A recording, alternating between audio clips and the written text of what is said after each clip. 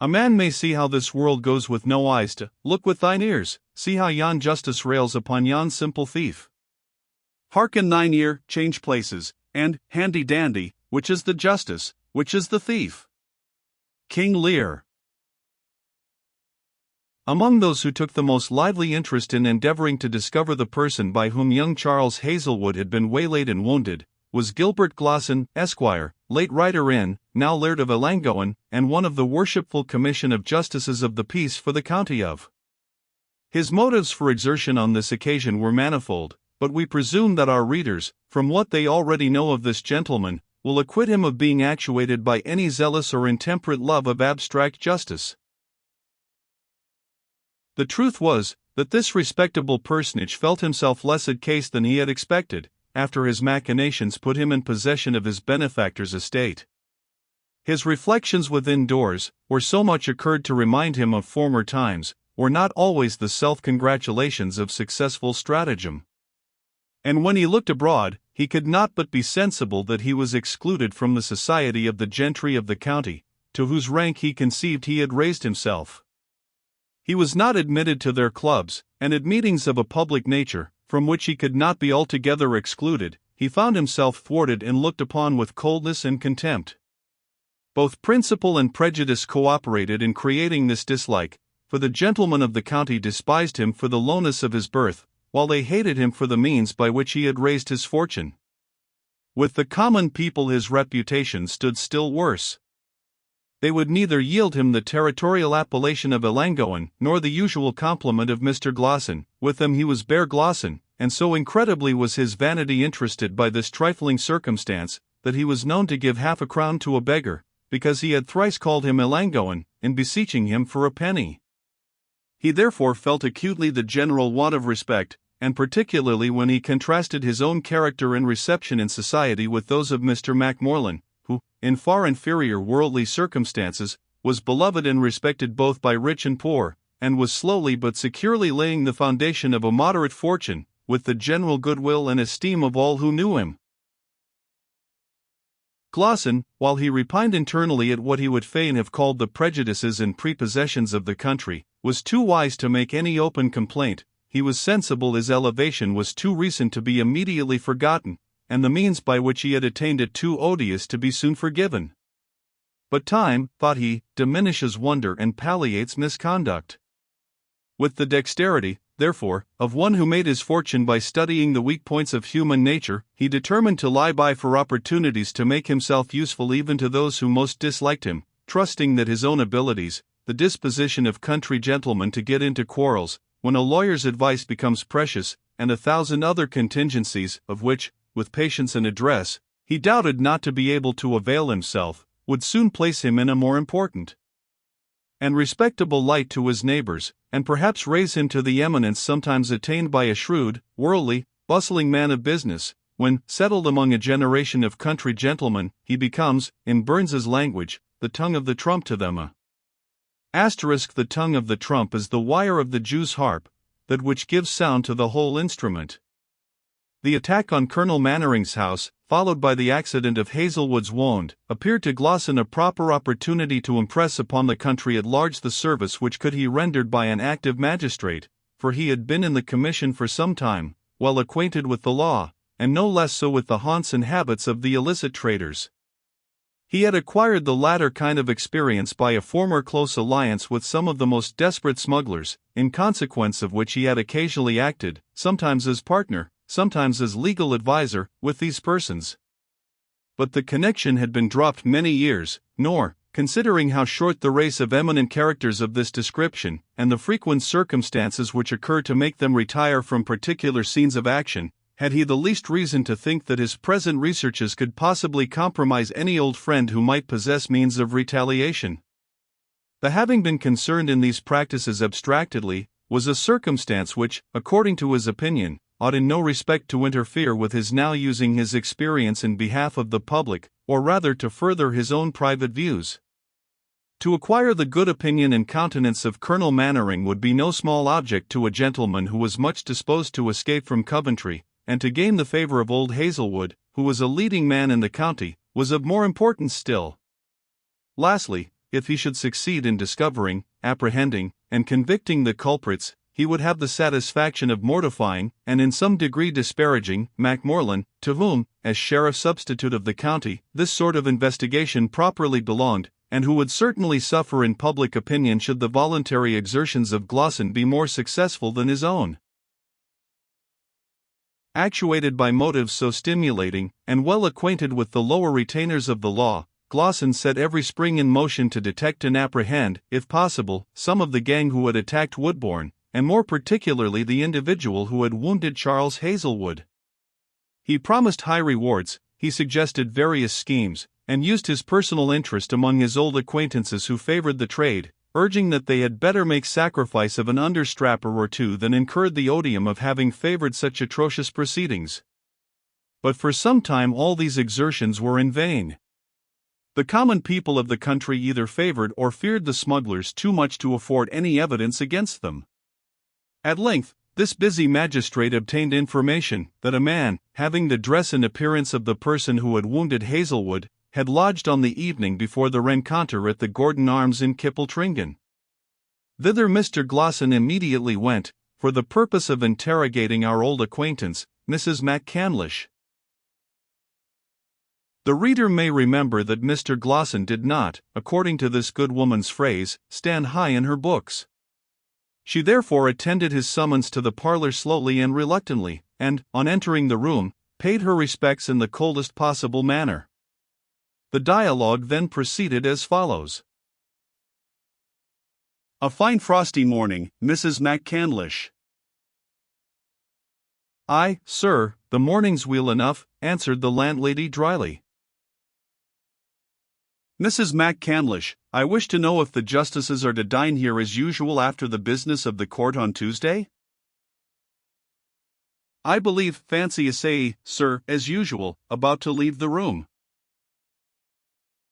Stay a moment, Mrs. MacCandlish, why, you are in a prodigious hurry, my good friend. I have been thinking a club dining here once a month would be a very pleasant thing. Certainly, sir, a club of respectable gentlemen. True, said Glosson, I mean landed proprietors and gentlemen of weight in the county, and I should like to set such a thing a-going. The short dry cough with which Mrs. MacCandlish received this proposal, by no means indicated any dislike to the overture abstractedly considered, but inferred much doubt how far it would succeed under the auspices of the gentleman by whom it was proposed. It was not a cough negative, but a cough dubious, and as such Glosson felt it, but it was not his cue to take offence. Have there been brisk doings on the road, Mrs. MacCandlish? Plenty of company, I suppose? Pretty weel, sir, but I believe I am wanted at the bar.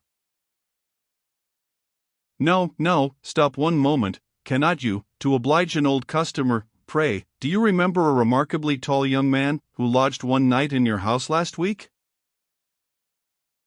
Troth, sir, I canna will say, I never take heed whether my company be lang or short, if they make a lang bill.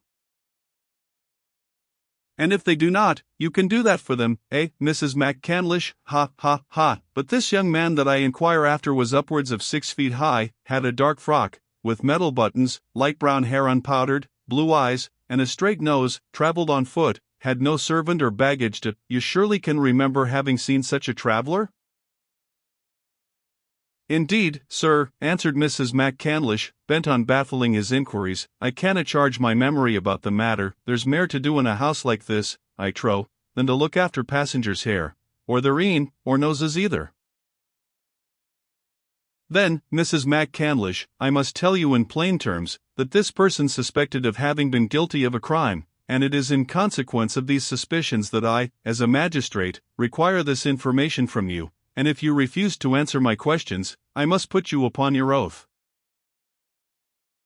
Troth, sir, I am no free to swear, some of the strict dissenters decline taking an oath before a civil magistrate, we agreed to the anti-burger meeting, it's very true, in Bailie MacCandlish's time, honest man, we keep it the kirk, Wilk was most seemly in his station, as having office, but after his being called to a better place than Kippletringan, I hae gane back to worthy Maister Macrainer.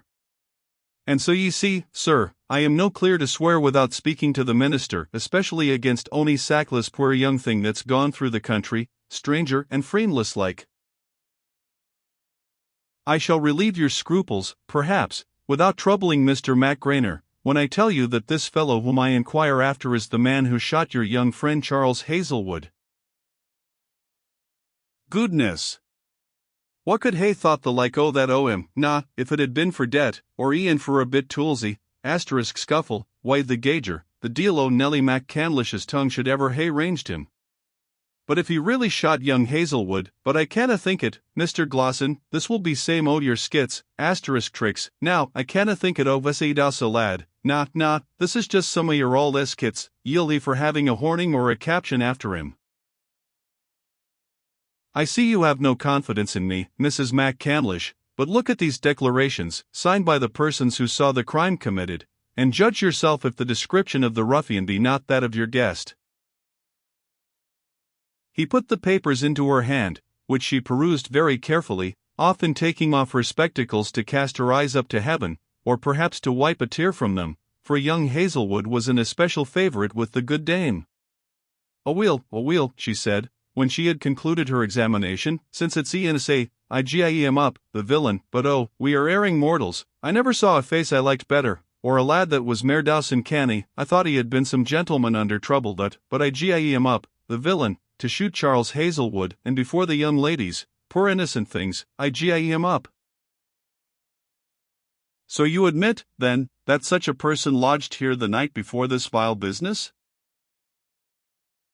Troth did he is, sir, and if the house were ta'en wi' him, he was sic a frank, pleasant young man, it wasna for his spending, I'm sure, for he just had a mutton chop, and a mug of ale, and maybe a glass or twa o' wine, and I asked him to drink tea wine myself, and didna put that into the bill, and he took nae supper, for he said he was defeat, exhausted. Why travel o' the night afore? I dare say now it had been on some hellicat errand or other. Did you by any chance learn his name? I what will did I, said the landlady, now as eager to communicate her evidence as formerly desirous to suppress it.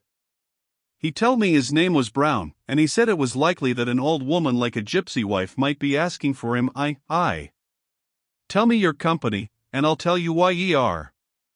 Oh, the villain, aweel, sir, when he gied away in the morning, he paid his bill very honestly, and gie something to the chambermaid, nae doubt, for Grizzy has naething frae me, by twa per o new shoon ilka year, and maybe a bit complimented handsome Andy. Here Glosson found it necessary to interfere, and bring the good woman back to the point. Oh then, he just said, if there comes such a person to inquire after Mr. Brown, you will say I am gone to look at the skaters on Loch Crearin, as you call it, and I will be back here to dinner. But he never came back, though I expected him to say faithfully, that I gie a look to making the friar's chicken missile, and to the crappit heads, haddock head stuffed, too, and that's what I dinna do for ordinary, Mr. Glosson, but little did I think what skating work he was gone about to shoot Mr. Charles. The innocent lamb. Mr. Glosson, having, like a prudent examinator, suffered his witness to give, then to all her surprise and indignation, now began to inquire whether the suspected person had left any property or papers about the inn. Troth, he put a parcel under my charge, and he gave me some siller, and desired me to get him half a dozen ruffled sarks, and peg paisleys in bands wide them e'en now, they may serve him to gang up the lawn market in, the scoundrel. The procession of the criminals to the gallows of old took that direction, moving, as the schoolboy rhyme had it, up the lawn market, down the west bow, up the lang ladder, and down the little toe. Mr. Glosson then demanded to see the packet, but here mine hostess demurred.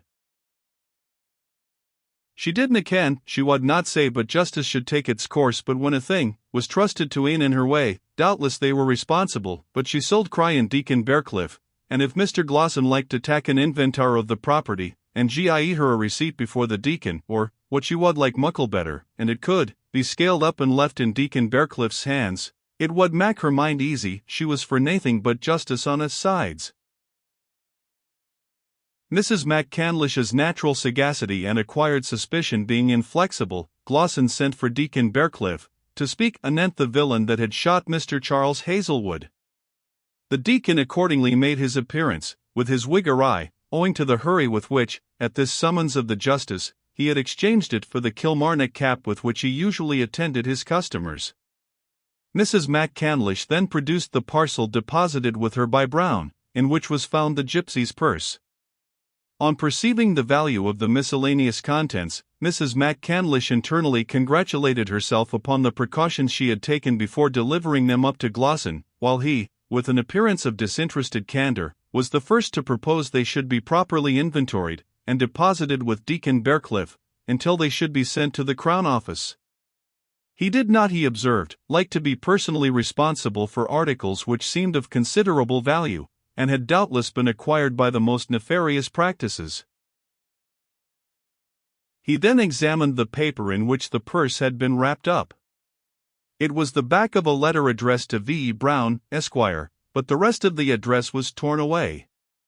The landlady, now as eager to throw light upon the criminal's escape as she had formerly been desirous of withholding it, for the miscellaneous contents of the purse argued strongly to her mind that all was not right. Mrs. MacCandlish, I say, now gave Glosson to understand that her postilion and hostler had both seen the stranger upon the ice that day when young Hazelwood was wounded. Our reader's old acquaintance, Jock Jabos, was first summoned, and admitted frankly that he had seen and conversed upon the ice that morning with a stranger, who, he understood, had lodged at the Gordon Arms the night before. "What turn did your conversation take?" said Glosson. "Turn it we turn nae gate at but just keep it straight forward upon the ice like." "Well, but what did ye speak about?" "Oh, he just asked questions like ony ither stranger," answered the postilion, possessed, as it seemed, with the refractory and uncommunicative spirit which had left his mistress. "But about what?" said Glosson. "Oh, just about the folk that was playing at the curling, and about all Jock Stevenson that was at the cock, and about the leddies, and sick like." "What ladies? And what did he ask about them, Jock?" said the interrogator. "What leddies? Oh, it was Miss Jellia Mannering and Miss Lucy Bertram, that ye ken fu' weel yourself, Mr. Glosson. They were walking wi' the young Laird of Hazelwood upon the ice." "And what did you tell him about them?" demanded Glosson. "Tut, we just said that was Miss Lucy Bertram of Ellangowan, that should ance have had a great estate in the country, and that was Miss Jellia Mannering, that was to be married to young Hazelwood. See as she was hinging on his arm. We just spoke about our country clashes like he was a very frank man." "Well, and what did he say in answer?" "Oh, he just stared at the young leddies very keen-like, and asked if it was for certain that the marriage was to be between Miss Mannering and young Hazelwood, and I answered him that it was for positive and absolute certain, as I had an undoubted right to say, for my third cousin Jean Clavers, she's a relation o' yourine, Mr. Glosson, you wad ken Jean Langsine, she's sib, related, to the housekeeper at Woodbourne, and she's telled me mair than ance that there was naething could be mair likely." "And what did the stranger say when you told him all this?" said Glosson.